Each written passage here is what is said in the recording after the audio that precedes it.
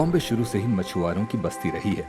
कोली समाज की एक महिला मुंगाईची आई ने अपनी ग्राम देवी के मंदिर का निर्माण किया, जिसे मूंगा आई का मंदिर यानी मूंगा माता का मंदिर कहा जाने लगा। मूंगा आई से ये मुंबा आई बन गया यानी महाअंबा का मंदिर। इसी मुंबा आई से मुंबई नाम निकल कर आया। 1995 ईडी में जब शिवसेना सत्ता में आई तो उसने बंबई नाम को ब्रिटिश गुलामी का प्रतीक माना। उन्होंने बदलकर बंबई की आस्था की देवी मुंबा देवी के नाम पर इस महानगर का नाम मुंबई कर दिया। तब से बंबई मुंबई हो गया। 7 आइलैंड्स में बिखरे इस आइलैंड पर कई रूलर्स ने राज किया और इसके नाम भी बदलते रहे। पोर्ट होने की वजह से इस आइलैंड की इंपॉर्टेंस और भी बढ़ गई। फिर हिंदुस्तानियों ने अपनी मेहनत और विजन से मुंबई को सिटी ऑफ ड्रीम्स बना दिया।